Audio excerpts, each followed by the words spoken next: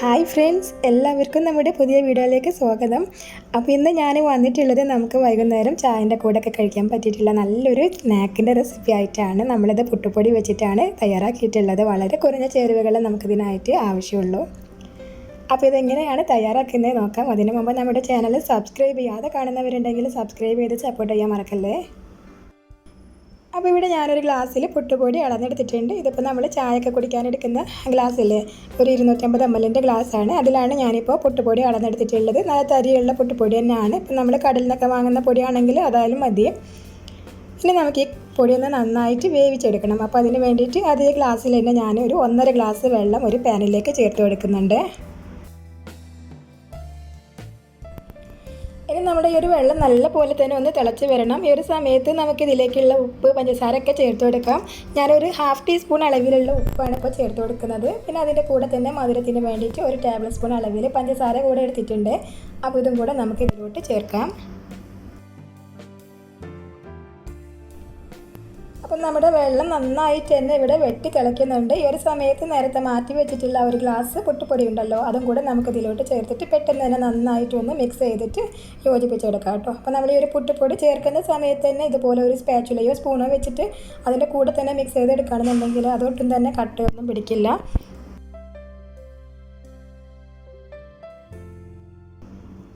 അപ്പോൾ ഒരു പുട്ടുപൊടി നമുക്കൊരു വെള്ളത്തിൽ നന്നായിട്ട് തന്നെ ഒന്ന് കുക്കായിട്ട് സോഫ്റ്റ് ആയിട്ട് വരണം. അപ്പോൾ അതിന് വേണ്ടിയിട്ട് ഞാനൊരു മിനിറ്റ് സമയം ഇതൊന്ന് കവർ ചെയ്തിട്ട് വേവിച്ചെടുക്കുന്നുണ്ട് കേട്ടോ. ഈ ഒരു സമയത്ത് നമുക്ക് നല്ല പോലെ തന്നെ ഫ്ലെയിം ലോ ആക്കി വെക്കാം. അപ്പോൾ കണ്ടില്ലേ, ഒരു മിനിറ്റ് സമയം കുക്ക് ചെയ്തപ്പോഴേക്കും നല്ല പോലെ തന്നെ ഇത് സോഫ്റ്റ് ആയിട്ടുണ്ട്. അപ്പോൾ ഇത്രയും മതിയാവും. ഇനി നമുക്ക് ഫ്ലെയിം ഓഫ് ആക്കിയിട്ട് ഇത് വീണ്ടും കവർ ചെയ്തിട്ട് ചെറുതായിട്ടൊന്ന് തണുക്കാനായിട്ട് വെക്കാം. അപ്പോൾ ഇതൊന്ന് ചെറുതായിട്ട് ചൂടാറുന്ന വരേക്കും നമുക്ക് ഒരു ഫില്ലിങ് റെഡിയാക്കിയിട്ട് എടുക്കാം. അപ്പോൾ ഞാനിത് ഒരു പാൻ ചൂടാക്കിയിട്ട് 1 ടേബിൾ സ്പൂൺ അളവിലുള്ള ബട്ടർ ചേർത്തിട്ടുണ്ട്. ബട്ടറിന് പകരം നമുക്ക് നെയ്യ് യൂസ് ചെയ്യാവുന്നേ ഉള്ളൂ. ഇനി ഇതിലേക്ക് ഞാൻ ചേർക്കുന്നത് ചിരവിയെടുത്തിട്ടുള്ള ഒരു 1/2 കപ്പ് തേങ്ങ ആണ്. അപ്പോൾ 1/2 കപ്പ് നമുക്കതിൽ കൂടുതലൊക്കെ എടുക്കാം. അപ്പം എന്തായാലും 1/2 കപ്പിൽ കുറയാതെ നിങ്ങൾ എടുക്കാം കേട്ടോ. 1/2 കപ്പ് തേങ്ങ ചേർത്തിട്ടുണ്ട്. ജസ്റ്റ് ഒന്ന് ഇളക്കിയതിന് ശേഷം പിന്നെ ഞാൻ കുറച്ച് കാഷ്യൂ നട്ട്സും പിന്നെ റൈസിൻസൊക്കെ കട്ട് ചെയ്ത് എടുത്തിട്ടുണ്ടായിരുന്നു. അപ്പോൾ അതും കൂടെ നമുക്കിതിലേക്ക് ചേർക്കാം. ഇഷ്ടമുള്ള ഏത് നട്ട്സ് വേണമെങ്കിലും ചേർക്കാം കേട്ടോ. അപ്പോൾ ഞാൻ കാഷ്യൂ നട്ട് പിന്നെ കുറച്ച് ബദാമും കൂടെ അതിൻ്റെ കൂടെ കട്ട് ചെയ്ത് വരുത്തിയിട്ടുണ്ടായിരുന്നു. പിന്നെ റൈസിൻസും കൂടെ ചേർത്തിട്ടുണ്ട്. അതും കൂടെ ചേർത്തിട്ട് നമുക്ക് വീണ്ടും ഒന്ന് മിക്സ് ചെയ്തിട്ട് പിന്നെ ഇതിലേക്കുള്ള മധുരത്തിനുള്ള പഞ്ചസാര ചേർക്കാം. നമ്മൾ നേരത്തെ മാവ് റെഡിയാക്കുന്ന സമയത്ത് കുറച്ച് പഞ്ചസാര ചേർത്ത് കൊടുത്തിട്ടുണ്ട്. അതുകൊണ്ട് തന്നെ ഇതിലേക്ക് നമുക്കിപ്പോൾ 1 ടേബിൾ സ്പൂൺ പഞ്ചസാര മതിയാവും. വീണ്ടും നന്നായിട്ടൊന്ന് എല്ലാം കൂടെ മിക്സ് ചെയ്തെടുക്കാം.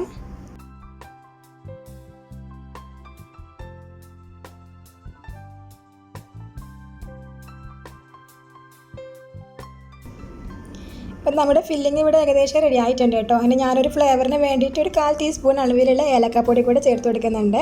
അപ്പോൾ ഇത്രയും ആയി കഴിഞ്ഞാൽ നമ്മുടെ ഫില്ലിങ് ഇവിടെ റെഡിയാണ്. എല്ലാം കൂടെ വീണ്ടും ഒന്ന് നല്ല പോലെ തന്നെ മിക്സ് ചെയ്ത് യോജിപ്പിച്ചിട്ട് നമുക്ക് ഫ്ലെയിം അങ്ങ് ഓഫാക്കിയേക്കാം.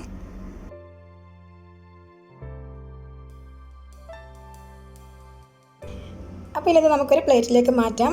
ഇനി നമ്മൾ നേരത്തെ കുക്ക് ചെയ്ത് വെച്ചിട്ടുള്ള നമ്മുടെ പുട്ടിൻ്റെ പൊടി നമുക്ക് നല്ല പോലെ തന്നെ ഒന്ന് സോഫ്റ്റായിട്ട് കുഴച്ചെടുക്കണം. അപ്പോൾ അതിന് വേണ്ടിയിട്ട് ഞാനൊരു പരന്ന പ്ലേറ്റിലേക്ക് അതൊന്ന് മാറ്റുന്നുണ്ട്. അപ്പോൾ മൂടി വെച്ചതുകൊണ്ട് തന്നെ കുറച്ചും കൂടെ നന്നായിട്ട് തന്നെ പൊടി നല്ല സോഫ്റ്റായിട്ട് വന്നിട്ടുണ്ട് കേട്ടോ. എനിക്ക് നമ്മൾ കുഴച്ചെടുക്കുന്ന സമയത്ത് ഡ്രൈ ആയിട്ടാണെന്നുണ്ടെങ്കിൽ നിങ്ങൾ കുറച്ച് ചൂടുവെള്ളം ചേർത്തിട്ട് കുഴച്ചെടുത്താൽ മതിയാവും. ഒരിക്കലും വെള്ളം കൂടുതൽ എടുത്തിട്ട് വേവിക്കരുത് കേട്ടോ. അത് ലൂസായി കഴിഞ്ഞാൽ നമുക്കത് കുഴച്ചെടുക്കാനായിട്ട് നല്ല പ്രയാസമാണ്. അത്യാവശ്യം ടൈറ്റായിട്ട് ഇരുന്നാലും ചൂടുവെള്ളമൊക്കെ ചേർത്തിട്ട് നമുക്കത് ലൂസാക്കിയിട്ട് കുഴച്ചെടുക്കാവുന്നതേ ഉള്ളൂ. അപ്പോൾ ഇത് നന്നായിട്ട് തന്നെ ഞാനൊന്ന് സോഫ്റ്റായിട്ട് മാവ് കുഴച്ചെടുത്തിട്ട് വരാം.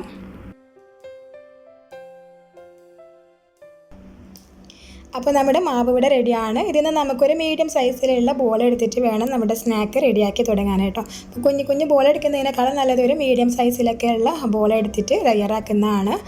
അപ്പോൾ കയ്യിൽ ഒരു അല്പം ഓയിലാക്കിയിട്ട് ചെയ്യുകയാണെന്നുണ്ടെങ്കിൽ നല്ല കുറച്ചുകൂടെ ഈസി ആയിട്ട് നമുക്ക് റെഡിയാക്കി എടുക്കാനായിട്ട് പറ്റും.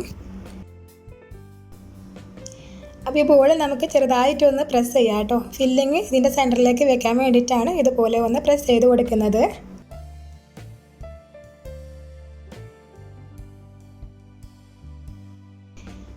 ഇനി ഇതിൻ്റെ സെൻറ്ററിലേക്കായിട്ട് നമ്മുടെ തേങ്ങേൻ്റെ ഫില്ലിങ് നമുക്ക് 1-2 ടീസ്പൂൺ വെച്ച് കൊടുക്കാം.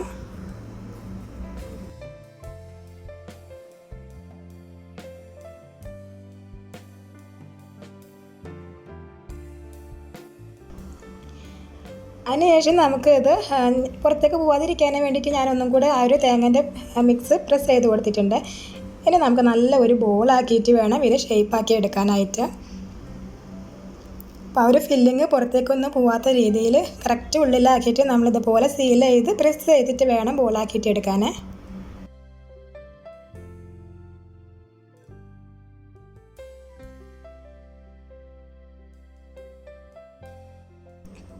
അപ്പോൾ ഇതാ ഒന്നിവിടെ റെഡി ആയിട്ടുണ്ട് കേട്ടോ. കറക്റ്റായിട്ട് ആ ഒരു തേങ്ങൻ്റെ ഫില്ലിങ് അതിൻ്റെ ഉള്ളിലാണ് ഇരിക്കുന്നത്, ഒട്ടും തന്നെ പുറത്തേക്കൊന്നും പോകുന്നില്ല.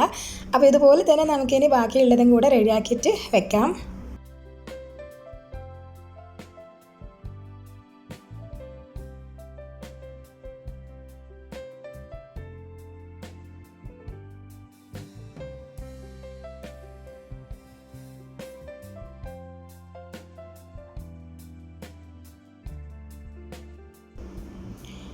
അപ്പോൾ കണ്ടില്ലേ, ഞാൻ അടുത്തതും കൂടെ റെഡിയാക്കി എടുത്തിട്ടുണ്ട് കേട്ടോ. അപ്പോൾ ഇതുപോലെ തന്നെ നിങ്ങൾ ബാക്കിയുള്ളതും കൂടെ തയ്യാറാക്കിയിട്ട് എടുക്കാം കേട്ടോ.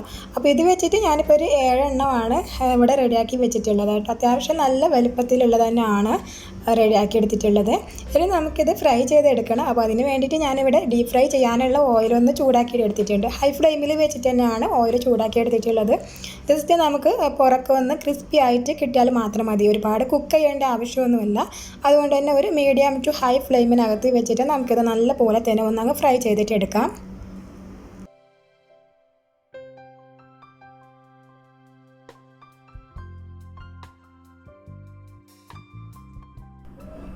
അപ്പോൾ സ്പൂണ് വെച്ചിട്ട് ഇതാ എല്ലാ സൈഡ്സും ഒന്ന് തിരിച്ചൊക്കെ ഇട്ട് കൊടുക്കുക കേട്ടോ. നല്ല പോലെ തന്നെ ഒരു ഗോൾഡൻ കളർ ആവുന്ന വരേക്കും വേണം നമുക്കിതൊന്ന് ഫ്രൈ ചെയ്തെടുക്കാൻ. പിന്നെ നമ്മൾ നേരത്തെ ഇതുപോലെയുള്ള വേറെ ഒരു സ്നാക്ക് പുട്ടുപൊടി വെച്ച് ചെയ്തിട്ടുണ്ടായിരുന്നു. അത് വളരെ ഈസിയാണ്, ഒരുപാട് നല്ല റെസ്പോൺസ് കിട്ടിയിട്ടുണ്ട്. ഒരുപാട് പേര് ട്രൈ ചെയ്ത് നോക്കിയിട്ട് നല്ല അടിപൊളിയാണ് എന്ന് പറഞ്ഞിട്ടുണ്ടായിരുന്നു കേട്ടോ. അപ്പോൾ അത് കാണാത്തവർക്ക് ഞാൻ അതിൻ്റെ ലിങ്ക് താഴെ ഡിസ്ക്രിപ്ഷനിൽ കൊടുക്കാം.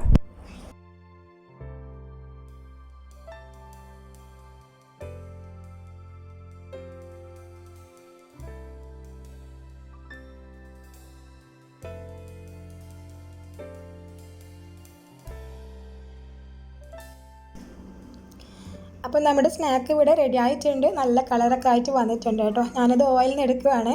നമുക്ക് 2-3 ദിവസമൊക്കെ സ്റ്റോർ ചെയ്ത് വെക്കാൻ പറ്റിയിട്ടുള്ള ഒരു സ്നാക്ക് കൂടെയാണ്. അപ്പോൾ എല്ലാവരും ഒന്ന് ട്രൈ ചെയ്ത് നോക്കിയിട്ട് അഭിപ്രായങ്ങളൊക്കെ പറയുക. വീഡിയോ ഇഷ്ടപ്പെട്ടിട്ടുണ്ടെങ്കിൽ ലൈക്ക് ചെയ്യാനും കമൻറ്റ് ചെയ്യാനും നമ്മുടെ ചാനൽ സബ്സ്ക്രൈബ് ചെയ്ത് സപ്പോർട്ട് ചെയ്യാനൊന്നും മറക്കല്ലേ. നെക്സ്റ്റ് നല്ല ഒരു വീഡിയോ ആയിട്ട് കാണാം. അതുവരേക്കും take care, bye, thank U.